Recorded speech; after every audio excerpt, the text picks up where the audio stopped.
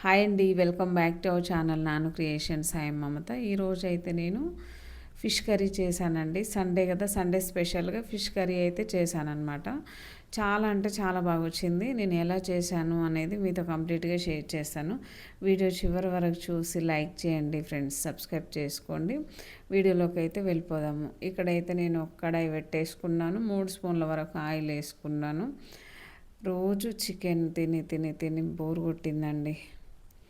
Chicken తిని తిని అసలు ఏదో ఒకటి అయ్యేలాగా ఉంది అట్లా. అందుకని చెప్పేసి నేను ఫిష్ అయితే తెప్పించి కర్రీ చేశాను. ఎలా చేశానో చూద్దాం. ఇక్కడ కావాల్సినంత ఆయిల్ తీసుకున్నాను. కొంచెం మెంతులు, జీలకర్ర వేసాను. మనం ఫిష్ కర్రీ అంటేనే ఫస్ట్ మెంతులు, జీలకర్ర ఇది మస్ట్ అన్నమాట. కంపల్సరిగా వేసుకోవాలి. అది లేకుంటే అసలు వండనే వద్దండి చేపల కూర. ఇక చూడండి, నేను ఎల్లిపాయలు ఒక్క ముక్క దంచుకొని వేసుకున్నాను. తర్వాత ఆనియన్ పీసెస్ వేసుకున్నాను. ఇదంతా కూడా లో ఫ్లేమ్లోనే ప్రాసెస్ అనేది జరగాలి, లేదంటే మాడిపోతుంది. ఓకే, చూసారు కదా. ఇది ఇలా వేసుకున్న తర్వాత ఫ్రెష్ అల్లం పేస్ట్ ఒక 2 స్పూన్ల వరకు వేసాను. అంతా ఫ్రెష్గా వేసుకుంటేనే చాలా బాగుంటుంది. ఇదంతా కూడా మాడిపోకుండా పచ్చివాసన పోయేంత వరకు మళ్ళీ ఒక 1 మినిట్ వరకు మంచిగా మిక్స్ చేసుకుందాము. ఒక స్పూన్ వరకు పసుపు వేసుకుందాము. చూడండి, పసుపు వేసుకొని మళ్ళీ కలిపేసుకుందాము. ఇలా కలుపుకున్న తర్వాత ఇంకా పసుపు సరిపోలేదని ఇంకొంచెం కూడా యాడ్ చేశానండి. కొంచెం పచ్చపచ్చగా ఉంటేనే బాగుంటుంది కదా. చూడండి, ఇక్కడైతే నేను పసుపు వేసుకొని బాగా మిక్స్ చేసుకున్నాను. ఇలా మిక్స్ చేసుకున్న తర్వాత ఇందులో మెంతు పౌడర్ వేస్తున్నానండి. చెప్పాను కదా, మెంతులు, జీలకర్ర అనేది చాలా ఇంపార్టెంట్ అండి ఫిష్ కర్రీలో. అది వేస్తేనే బాగుంటుంది, స్మెల్ రాకుండా ఉంటుంది, టేస్ట్ కూడా చాలా చాలా బాగుంటుంది అన్నమాట. మెంతులు, జీలకర్ర నేను ఈక్వల్ క్వాంటిటీలో తీసుకొని మంచిగా పౌడర్ చేసుకున్నాను. చూసారు కదా అండి, మరీ ఎక్కువ వేసుకోవద్దు. జీలకర్ర ఎక్కువైనా ఓకే, కానీ మెంతులు ఎక్కువ వేసుకుంటే చేదు వస్తుంది కూర అనేది. నేను మంచిగా అప్పటికప్పుడు పౌడర్ చేసుకొని ఇందులో వేసేసుకున్నాను 2 స్పూన్ల వరకు.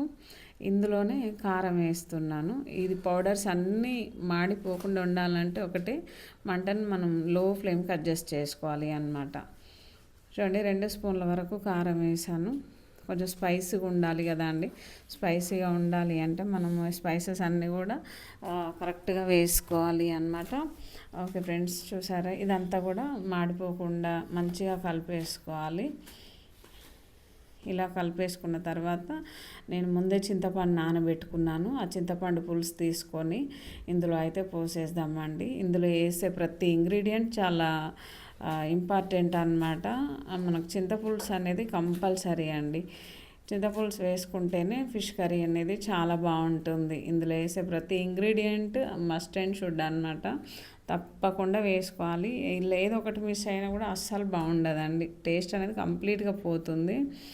ఇంకా ఇక్కడైతే నేను ఫిష్ ముక్కలు శుభ్రంగా క్లీన్ చేసుకున్నాను. ఇవి అయితే ఇందులోకి యాడ్ చేస్తున్నాను. చూడండి, ఫిష్ కర్రీ అనేది జస్ట్ ఒక 10 మినిట్స్లో మనకు ఉడికిపోతుంది. కాకపోతే మసాలాలు ప్రిపేర్ చేయడం, క్లీనింగ్ ప్రాసెస్ ఎక్కువ ఉంటుంది అన్నమాట. ఉడకడం మాత్రం జస్ట్ 10 మినిట్స్లో అయిపోతుంది. ఓకే, చూసారు కదా, ఈ ముక్కల్ని మంచిగా కలిపేసుకుందాము. చూడండి, ఎక్కువ కలిపితే ఇది పేస్ట్ అయిపోయిద్దండి.